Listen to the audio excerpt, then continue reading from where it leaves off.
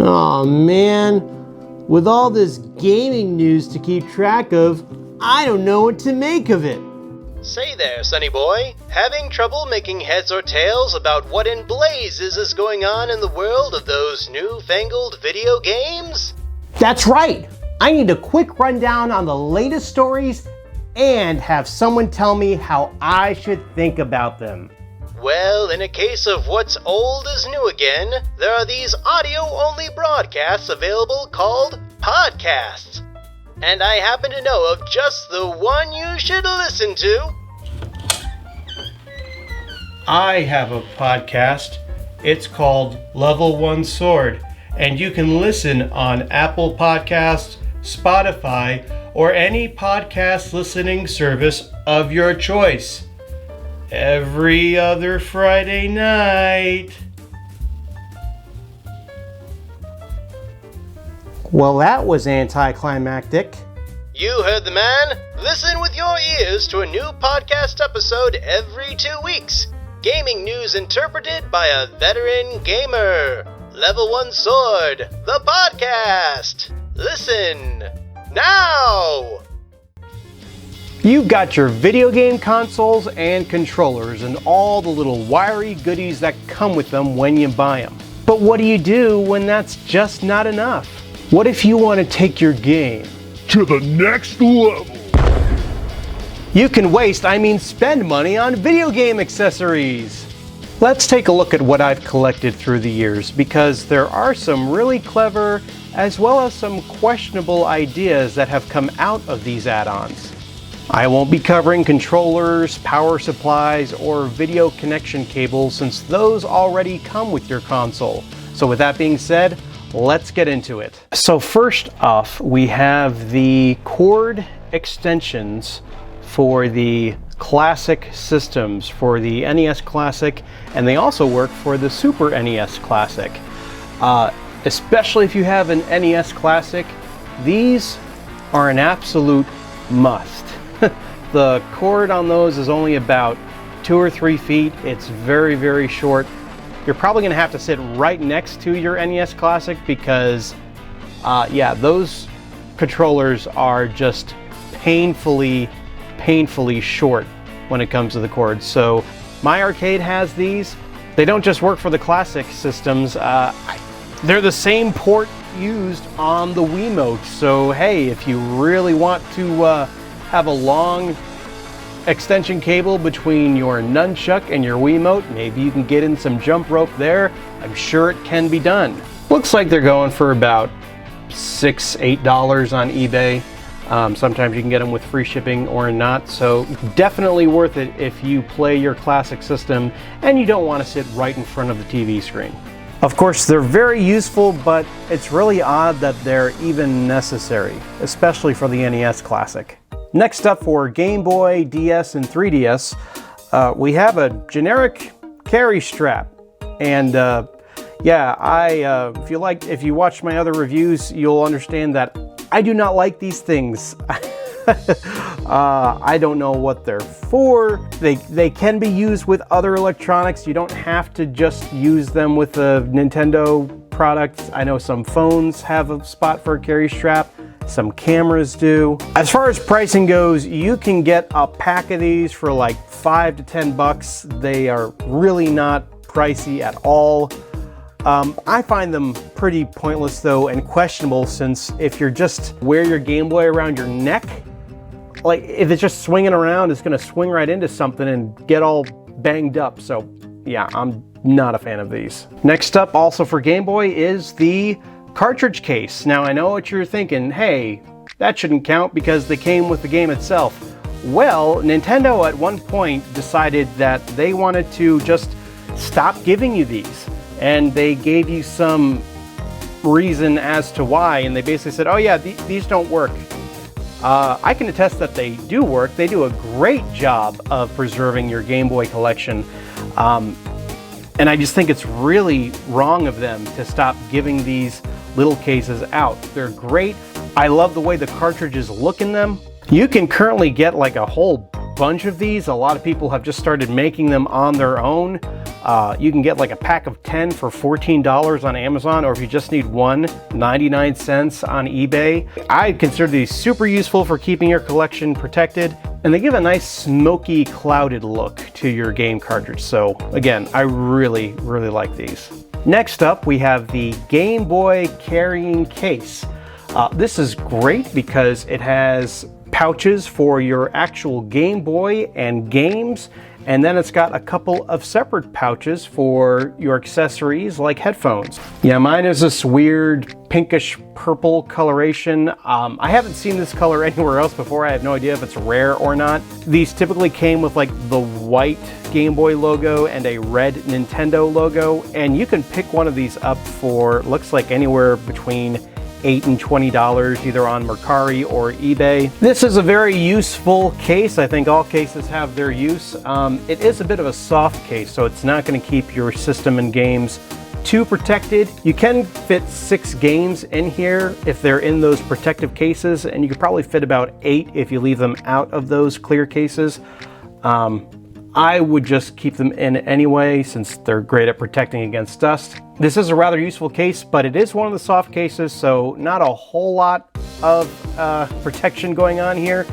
But it's really not cool because you kind of have to sling it around like a purse. And purses on guys, never good in my opinion.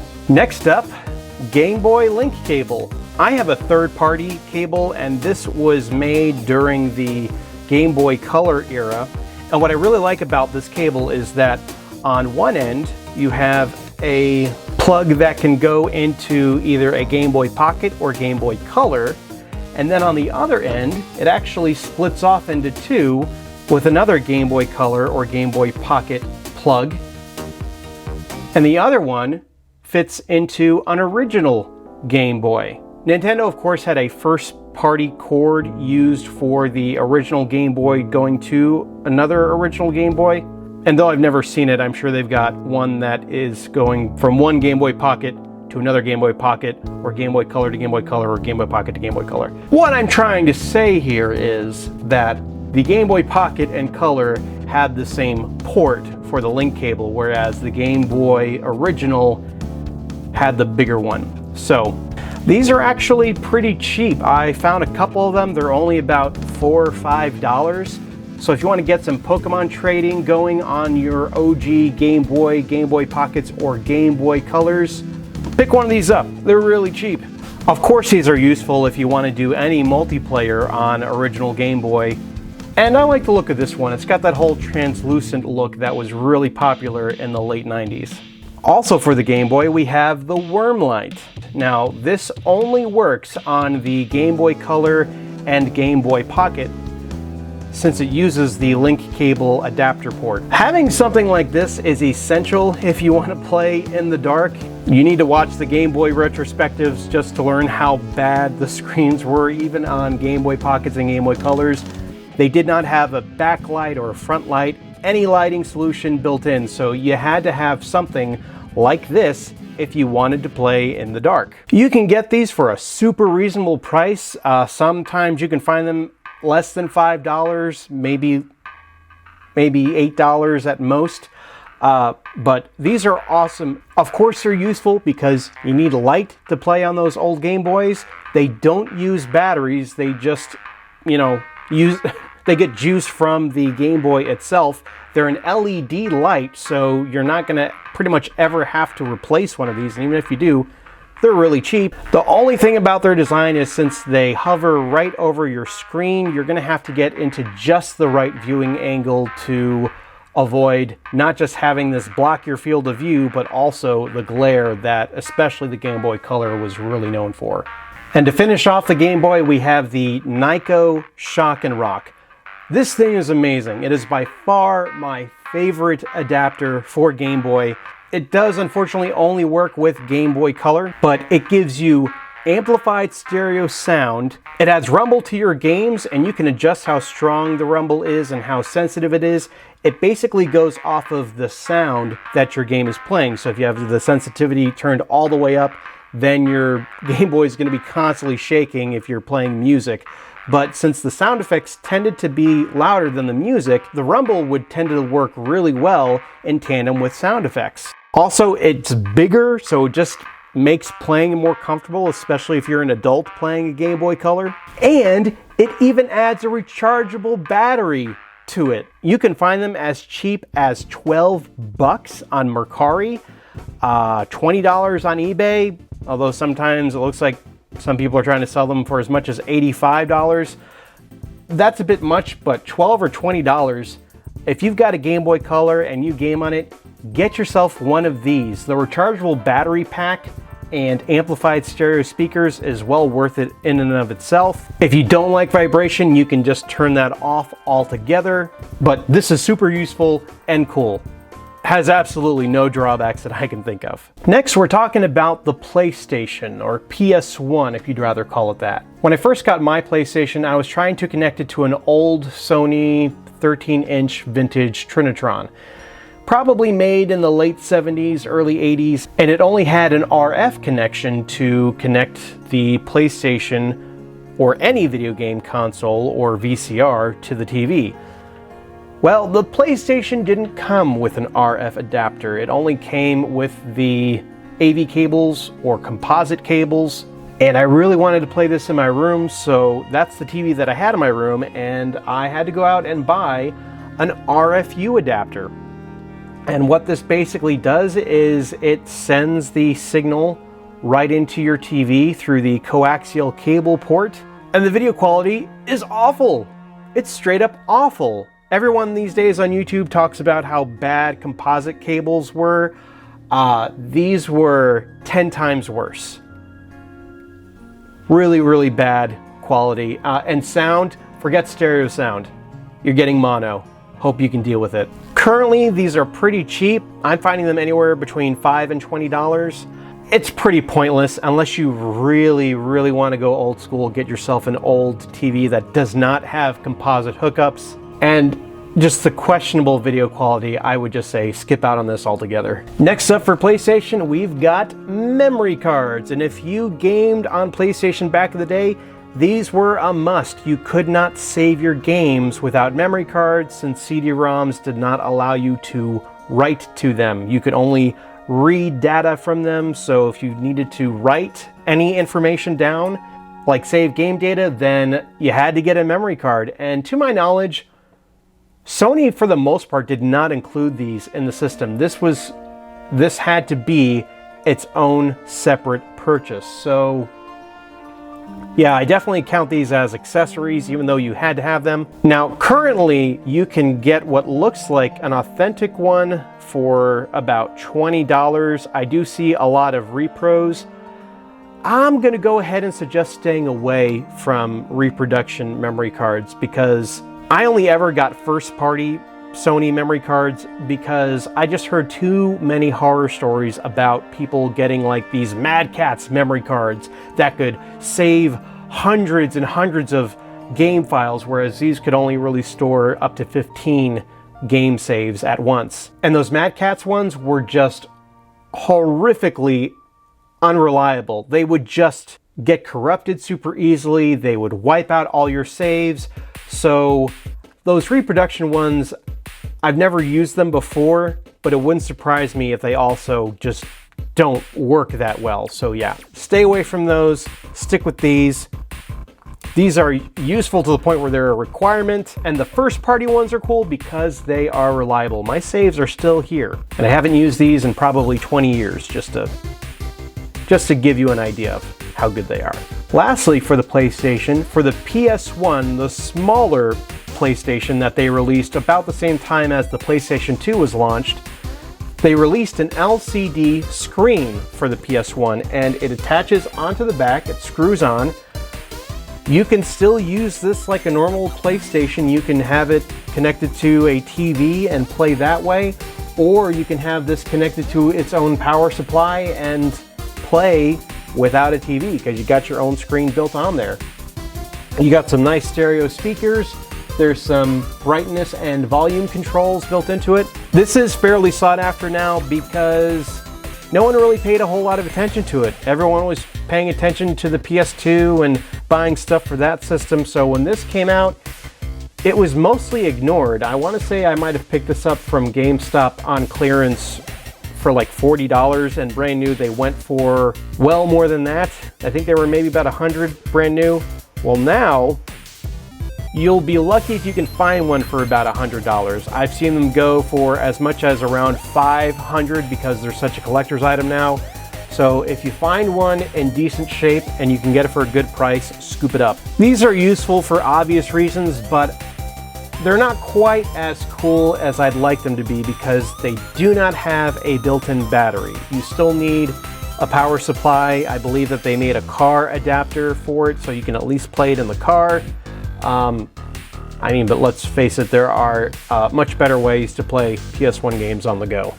Moving on to the PS2. The PlayStation 2, a few years in, released something called the iToy. Now this is the second model they came out with. There was a larger first model that they came out with, but I ended up getting the second model. It didn't have a whole lot of use. You did have some games released that centered completely around this.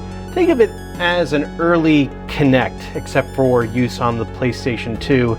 It didn't do anything too fancy. It tended to not necessarily track your movements, but it tracked changes in the image, in the video that it was capturing. And I honestly have never ever tried the disc that came with this until today, just to show you how this thing works. Currently, if you really want this particular model looks like you get for about 20 bucks. The older one is maybe about 25 or so. Despite how pointless this accessory really is, because you didn't really even use it, I don't even know why I bought this thing. This is an example of things that I spend money on when I have too much money to spend. It is still pretty cool. Next up, more memory cards. That's right, the PlayStation 2 was a lot like the PlayStation 1 in that you had to have memory cards to save your games. These later memory cards, of course, have a total of 8 megabytes of storage as opposed to the PS1 memory cards, which those first-party ones had only about 1 megabyte of storage. So these ones did let you save more games on them, although the games also tended to take up more information.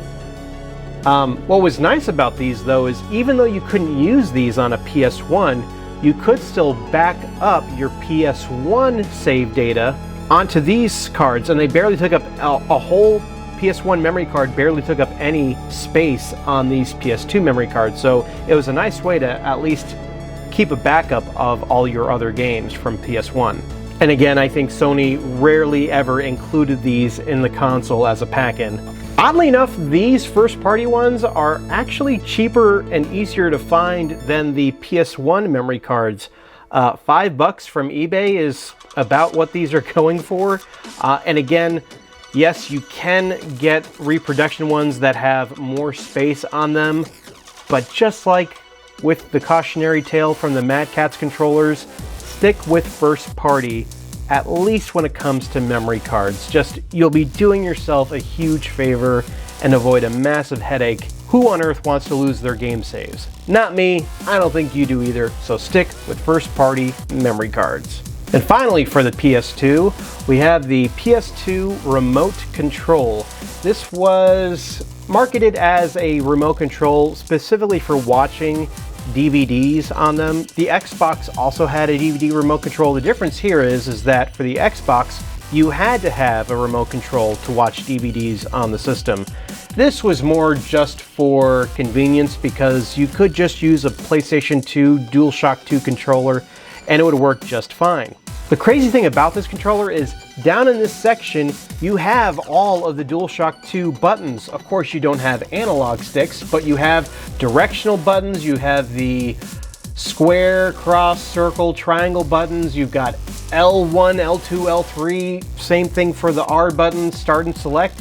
You basically have a DualShock 2 on this remote control you just don't have any sticks for it, so you couldn't really use it as a controller, but at the same time, you totally could. Now, this is the model that works for PlayStation 2s, which have the infrared port built into them. I want to say that some fat model PS2s had that built in, but all of the slim models absolutely did, and I use this on my PS2 Slim. They did have one that they came out with for the older PS2s that did not have the infrared port, and you actually had to plug an adapter into the controller port in order to use it, but you couldn't turn the system on and off with that controller. You can do that with this controller on the newer PS2s. So that's what makes this absolutely useful and cool. You can turn off your PS2 from across the room with this. Absolutely amazing. Delving back into handhelds, we are going into the Game Boy Advance accessories, and the first one up is this car charger by Intech. Not the last time we're going to be hearing that company's name, by the way. Now, this one only works with the Game Boy Advance SP model, the one that had the rechargeable built-in battery, the first Game Boy of its kind. And I found this very one for $8. It does feel a little bit cheap, and that certainly makes it questionable rather than cool, but it is useful for those long car rides where the built-in battery is just not going to be enough. Next up for the Game Boy Advance, we have a cartridge case. Now again, at this point in time, Nintendo had stopped giving us any kind of case for cartridges for Game Boy. So I'm pretty sure that this is completely unofficial, not made by Nintendo at all, and I think just some individual made them on their own and started selling them.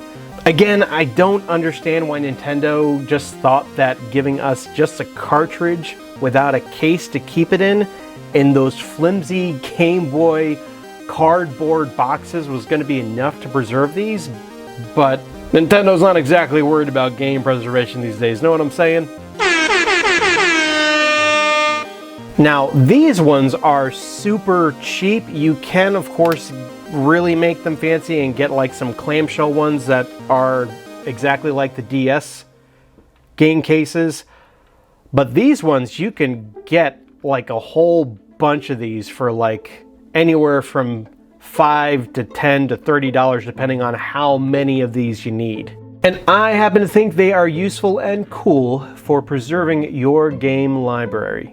Fair warning, you're gonna see a lot of these on this video today. I got another carrying case for you. This one is for the Game Boy Advance SP, though you can fit a normal Game Boy Advance in here if you want. You've got plenty of storage for games and accessories. You've got a dedicated pouch with a divider in there to fit both the Game Boy Advance SP and its charger.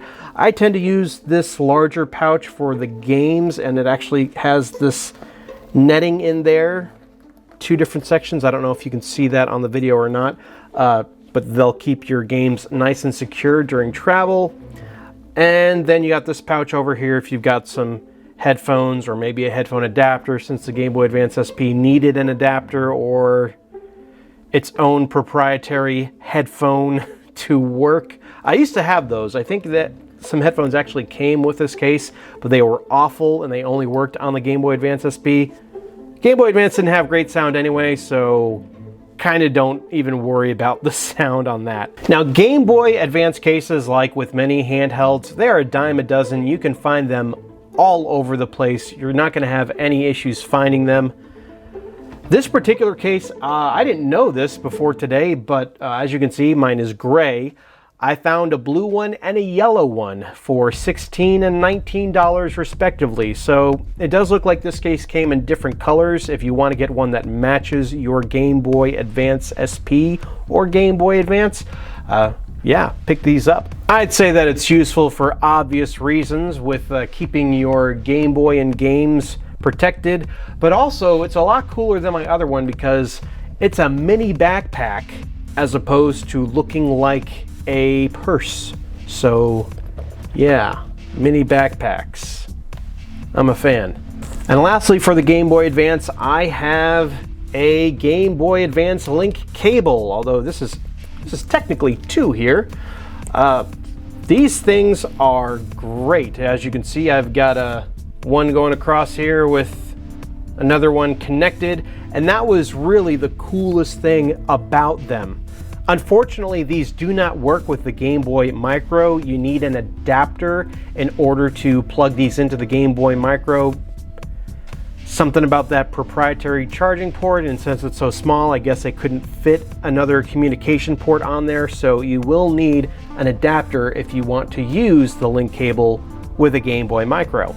These do work fine with a regular Game Boy Advance and an SP model, and also with the Game Boy Player on the GameCube. Now, the pricing on these are kind of interesting. You can get a really cheap one that does not have this little adapter thingy in the middle to connect multiple systems, because this would allow you to connect up to 4 Game Boy Advances or Game Boy Players together to get 4-player multiplayer going on some games. But there are some aftermarket ones out there that only work with connecting 2 together. And not many people are playing their Game Boy Advances these days, so that might be the option to go with. That one is about $12.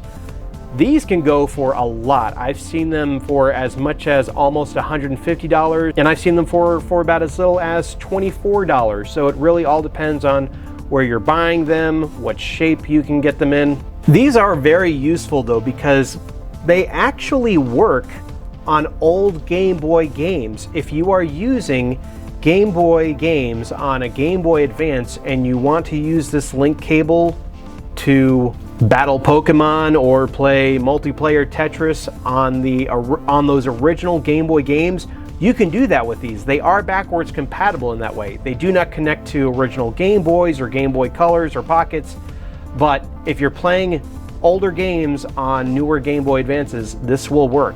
And what's also very cool and useful is that Game Boy Advance carts sometimes would only require 1 cartridge in a single Game Boy, and it would just send the game information to the other Game Boy Advances without cartridges through this cable. So it was like network gaming on the go in the early 2000s with the Game Boy Advance link cable. I can't say enough good things about this. I love this thing. Get an official one if you can, just because they're so much cooler than the generic aftermarket ones you can get these days. Now for the GameCube, I've only got a couple accessories to share for it, and the first one is going to be the memory card. Now, if memory serves me correctly, I seem to remember that the memory card for the GameCube had about 3 different sizes that Nintendo officially made for it. I'm pretty sure the one that I have is not the smallest one. I think it's like the medium sized, maybe the 251 model. That 251 is in reference to how many blocks of memory are on here. For some reason, Nintendo just couldn't tell you in megabytes how big this thing was. But the largest one they made, and I think it's like the number is like 1019 or something like that. That one, even the official Nintendo made one, would corrupt a lot. So in my opinion, I probably have the largest, most reliable one that you can get. The GameCube was the only system that Nintendo made that even used memory cards. But one you should be able to just get by with only 1 memory card unless you're playing Animal Crossing. I think that needs its own memory card devoted to it. And I'm pretty sure the game even came with its own memory card. Brand new anyway. So currently you can get this for the official one anyway. It looks like you can get this for about $20, maybe a little bit more, $22. I have to say again, be wary of aftermarket and third-party memory cards. Just don't trust them. I seem to remember that the GameCube memory cards that were third-party had an even higher failure rate than the ones for PlayStation, so just stay away from them. Get first party if you can. These are again useful and necessary if you want to play GameCube games. Whether you're playing on a GameCube or a backwards compatible Wii, you have to have a memory card in order to save your data. And they're cool because they're so small. Hands down, what would have to be the coolest GameCube accessory of all time. Fight me in the comments if you want to, but I will defend this idea to the death. The coolest, best accessory ever released for the Nintendo GameCube would have to be the Game Boy Player. Now, this of course is just the startup disc that you need to use the Game Boy Player. Mine is currently attached to my GameCube and I do not feel like unscrewing it and detaching it from that just to show you what it looks like, because honestly, it looks really funny when it's not attached to the GameCube, but when it is attached, it looks like it always belonged there. What's so great about it is it plays all Game Boy and Game Boy Advance games. You heard me right. If you've got the gray carts of the original Game Boy all the way up through the Advance and everything in between, it plays all of them without fail. And I nearly forgot about this little guy. If you have what's called a Game Boy Advance to GameCube link cable, you can actually plug your Game Boy Advance into your GameCube and use it as a controller while playing games through the Game Boy player. Amazing, right? Now, this doesn't really have a whole lot of use on its own. There were a few games that took advantage of this. The ones that really come to mind are Pac-Man Versus and The Legend of Zelda 4 Swords Adventures. But I really think this is so cool to use if you really want to use your Game Boy Advance as a controller to play Game Boy games on your GameCube through the Game Boy player. The Game Boy player is really useful because you can play Game Boy games on your TV, and it's, in my opinion, it blows the Super Game Boy for the Super Nintendo out of the water because it just plays that many more games. There were some games that take advantage of the Super Game Boy hardware better than what the Game Boy player is capable of when it comes to the older pre-color era of Game Boy games. But I would say it's a little bit questionable because you have to have this startup disc in order for it to work, or you mod your GameCube. Those are your only options. And the Game Boy player is still pricey. I remember it being $50 brand new. It is worth still about that now. Maybe you can find it for a little less, but the disc itself typically goes for more than the actual player. The disc is much harder to find, and it does tend to go for a bit more than the player itself. So just be wary when you're buying this. You have to have this, or you have to be willing to mod your GameCube, which might end up costing you some money anyway. So keep all that in mind. Next up, we're delving into DS accessories, and man oh man, the DS's popularity, you can tell just how well this thing sold just by looking at all the different kinds of accessories that are available for it. First one I want to cover are these little tiny game cases. The ones that I have, they hold about 4 games each, and I guess if you don't want to bring along the full-size DS carrying cases, these are a good substitute. I mean, again, these are a dime a dozen. You can get huge organizers to fit a lot more than these, and those ones go for $5, $9. They're really not expensive at all. But I do feel like these are really pointless, and their design is quite questionable because they're only double the size of an actual game card width-wise, so I feel like they'd still be pretty easy to lose. Next up is a hard case for the DS. It is very protective, and I actually bought it for my 3DS. It does work just fine on pretty much any DS model you can think of, except of course the original 2DS. That thing, they just had to make it so different.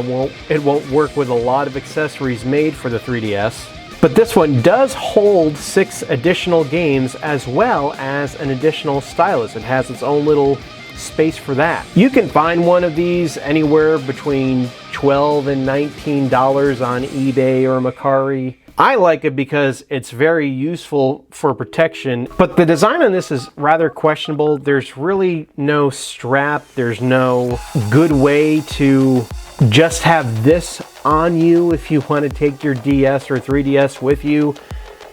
It is really good for keeping it safe from bumps when you've just thrown this into a backpack with a number of other things. Now, earlier when I was collecting original DS's to cover on the channel, I did get some carrying cases included along with them. One of them being this case made by Instant for the DS Lite. It has space for 3 additional games and a pouch for some other accessories. You can get this case for about $10. I think they make one for the XL model too, the DSi XL. This one will also keep your DS pretty well protected. It is fairly sturdy. You can add some more straps on here if you want to. And I like how small it is. I mean, it's really, there's no frills to it. You zip it up, you're ready to go. And you can just have this on you by itself and it's not gonna look all that weird or out of place. One final DS carrying case is this one. I have no idea who makes it. This is another one that I got when buying DS's earlier. It's a bit bigger than the last case, and as such, you are able to carry 6 additional games in it, and it has 2 pouches instead of just 1. Again, I have no idea who makes this one. I don't know what brand it is. It just says Nintendo DS on the side and on the zipper here. No brand whatsoever. I don't think Nintendo themselves made it because there's literally nothing on it to claim that Nintendo made it. This one is a complete and utter mystery to me. But I do think it is extremely useful since it does have the most storage of any of the cases that I have. You could probably fit so many different kinds of DS's or 3DS's into it. And even though it's not technically a hard case, it's still sturdy enough to keep your DS and games protected. And finally for the DS, we have the Guitar Hero Guitar Grip for the DS. This is necessary to, of course, play Guitar Hero games on the DS, as well as a few others like Band Hero. I think it's amazing because it's really neat what they were able to pull off with this little accessory. It really does pull off nearly a completely authentic Guitar Hero experience on the DS. It's pretty easy to find. You can get it for $10. Mine is missing the guitar pick, but don't feel bad if you don't have that for it because the stylus works just fine. The guitar pick is really just to give you a more authentic guitar feel when you're playing the game because you do play the games by strumming the strings across the touchscreen. Again, stylus works just fine for that, but this is useful because it's Guitar Hero on the DS and it's cool because, again, Guitar Hero on the DS.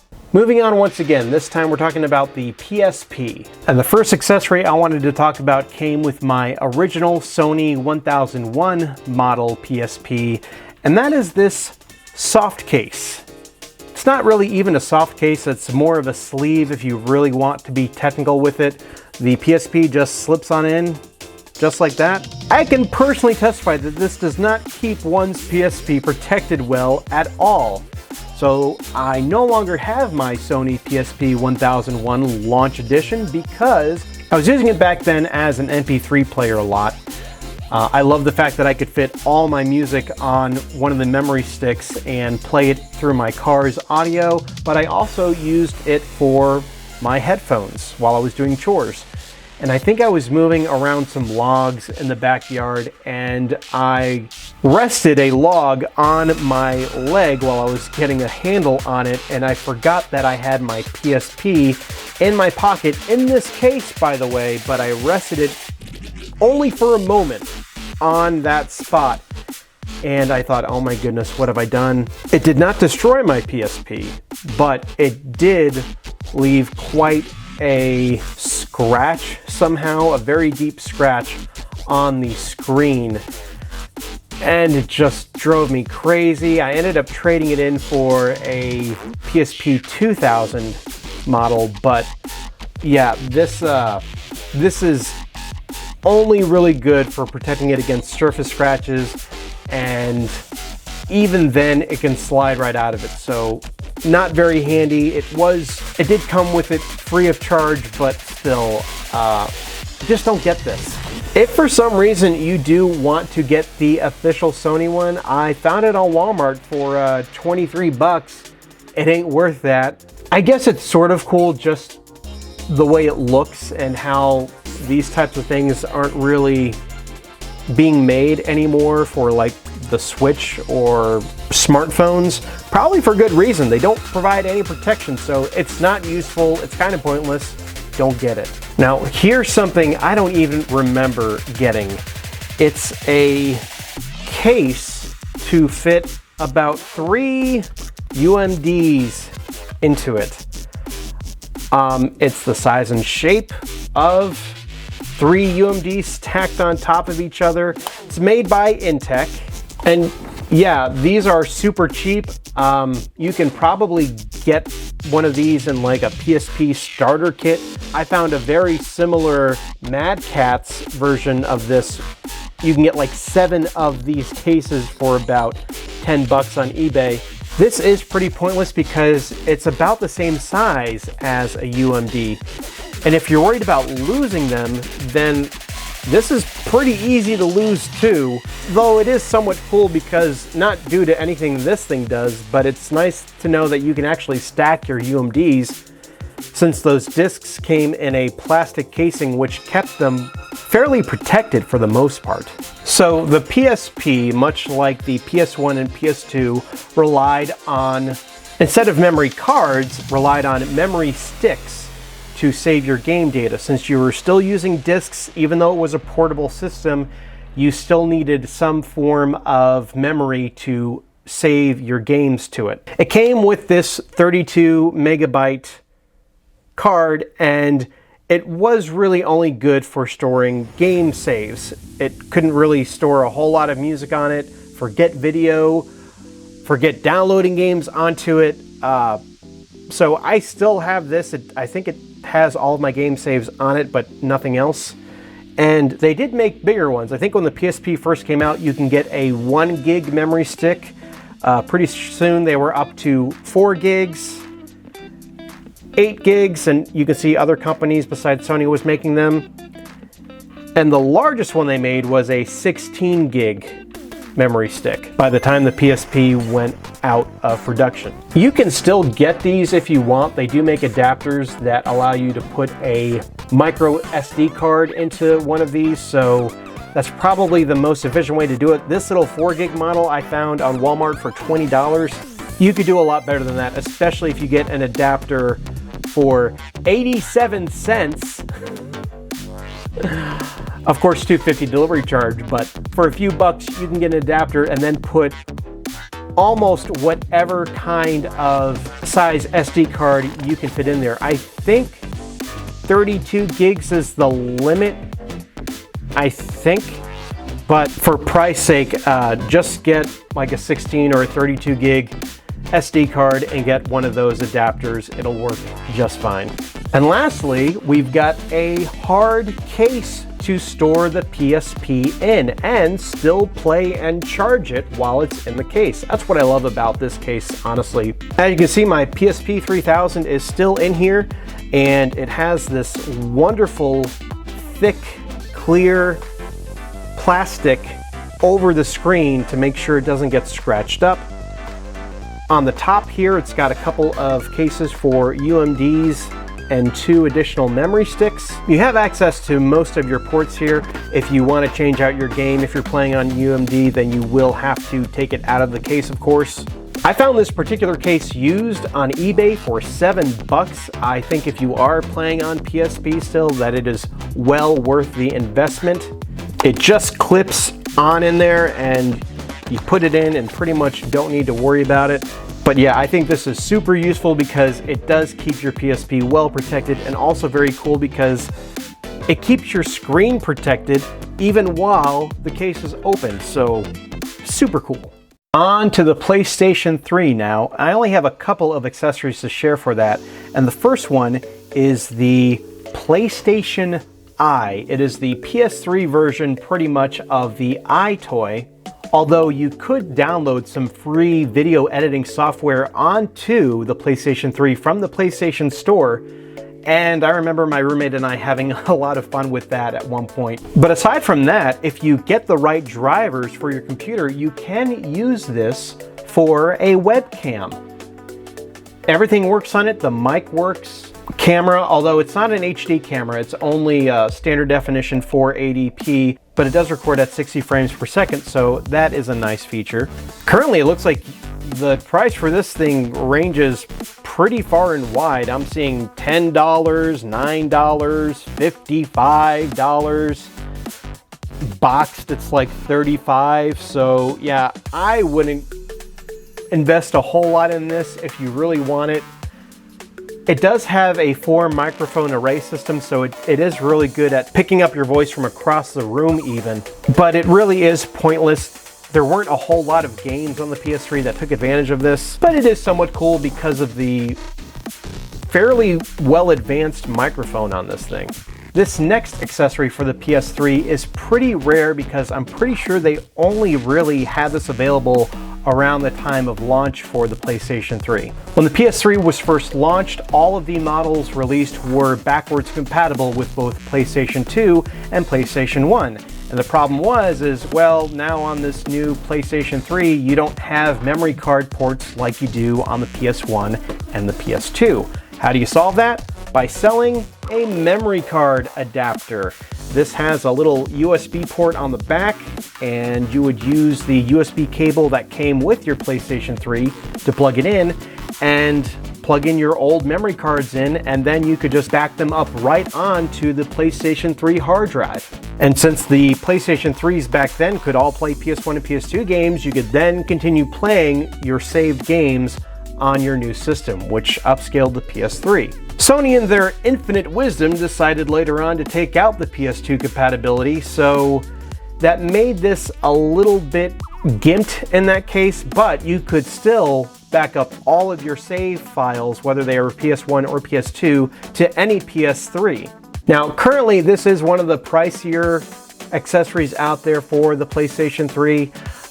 The cheapest I found was $75, and you can spend as much as about $170 depending on who's selling it. But it is useful. It does work on all PlayStation 3s, although you're going to get the most use out of it on a backwards compatible PlayStation 3. And it's cool because no matter what, you can always use it to back up your saves onto your hard drive on your PS3. Now we're going to be talking about some Wii accessories. Much like the DS, the Wii had a whole lot of accessories because it was so successful, but I've only got a few of them. And the first one is this Wiimote carrying case that is shaped like a banana and has Donkey Kong Country Returns logo on it. This was a promotion given away, I think, as a pre-order for Donkey Kong Country Returns when that came out for the Wii. You can get one of them. You can get one. They're ranging anywhere from $5 to $30, but I would save your money. It really only fits like one Wiimote in it to begin with. And Wiimotes don't even need a case. It's pointless and questionable. Why only one Wiimote, and why do Wiimotes even need a case in the first place? I have no idea. So yeah, just avoid it. Save your money. Next up is the Wii Motion Plus accessory for the Wiimote. This came out, I want to say, maybe about halfway through the Wii's lifespan. It was used in a few games. Famously, Legend of Zelda Skyward Sword relied on it for one-to-one sword gameplay. And mine is made by a third party called Gator Crunch. I had no idea that third parties could even make these, but yeah, I used this for my entire playthrough of Legend of Zelda Skyward Sword without a hitch. It worked just fine, even though it's a third party one. Now, if you're looking for just the adapter, you can find these for about $10, maybe $20 online. But they are pretty pointless because you can just buy a newer Wiimote that has this built into it, and it is a bit obnoxious to use because you have to take this little doohickey off to get the nunchuck off, which you will need to use specifically for Skyward Sword. But it is cool for what it actually does with adding one-to-one motion for a lot of Wii games. Last up for the Wii, I have the official Wii Network adapter. Ever wonder what your USB ports can be used for on the back of the Wii? Well, this is one of them. Currently, you can find this for around $20, $25 if you really want the official Wii LAN adapter, but I'm pretty sure you can use any USB 2.0 or less Ethernet adapter and it'll work just fine on the Wii. This one in particular is useful. I have used it on both the Wii U and the Switch. It works just fine on both of those consoles. And I would say that it's cool because if you don't want to use Wi-Fi, you want to get a better signal for your online play, then this is probably a no-brainer for you. For the 3DS, I've only got one accessory to share with you, and that is this 2DS case. It can hold 3 games in it and your 2DS, and that is it. There is no room whatsoever for any headphones, a charger, even an additional stylus. I wouldn't put one of those floating around in here. So yeah, just enough room for the 2DS and 3 additional games. For some reason, this particular one I could only find for like $86 on eBay, and it's red. Don't spend $86 on this. There's plenty of other 2DS options out there, believe it or not. You can get a case that'll protect this for $5 to $10 and you'll be golden, and it'll probably fit more things in it too. I mean, it is somewhat useful because I don't think that there were many cases designed specifically for the 2DS since it was such a weird shape. But I can't say that it's cool because the 2DS itself is not cool. Similar to the 3DS, I only have one accessory to show you for the PlayStation Vita, and that would be this nice Amazon Basics branded Vita case. It's a hard case, it'll keep it nice and protected, and it holds 3 additional games as well as 1 additional memory card. Currently, this one is actually kind of pricey. This was a pretty cheap case, brand new. This one just came with my Vita that I ended up buying secondhand anyway. But the case itself is currently selling for anywhere from $34 to $50. But if you want to save some money and get a soft case, I definitely recommend going that route instead of paying over $30 for this case. It's useful, it will keep your Vita safe, but I use it on the second model of the PlayStation Vita. I don't have an OLED at this time, and I'm not even sure if this would work with that because the second model is a lot slimmer than the OLED. So it's a little questionable there. Also, you can't charge or play the Vita with it resting in the case or having the case closed, so it does have that as a downside as well. So yeah, I definitely would not pay north of $30 for something like this. Get something cheaper.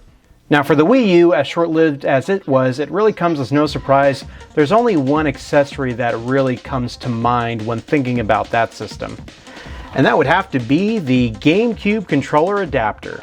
This really came in handy for Smash for Wii U because that was the first Smash Brothers that you could play 8-player Smash in, and since I already had 4 GameCube controllers, I could just add that to the wireless controllers that the Wii U naturally uses, and bam, you are ready to go for 8-player Smash.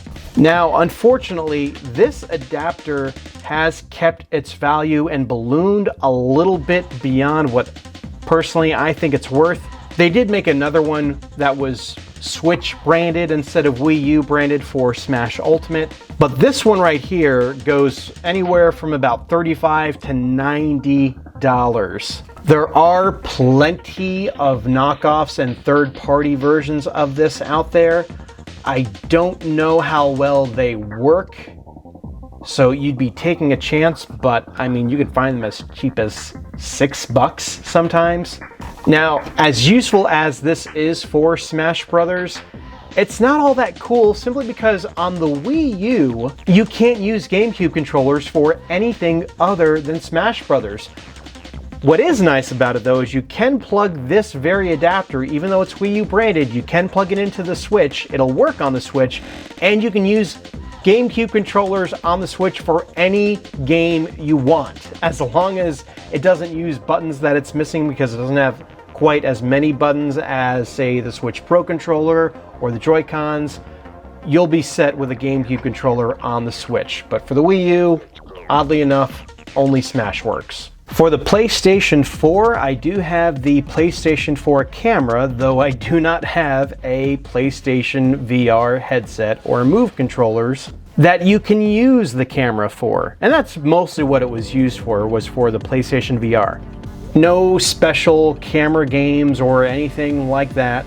The microphones can pick up your voice to issue voice controls to your PlayStation, so that's kind of nice if you're a big fan of using voice controls to control your electronics. As far as pricing goes, man, this one is all over the place. I found one listing that was for $17, but for the rest of them, man, they shoot up there, like $60, well over $100. One I found for $200 because it was in the box. I don't know, I would not pay a whole lot for this if you can help it. It is useful for both VR and you can use it when streaming if you want to stream directly from your PlayStation 4.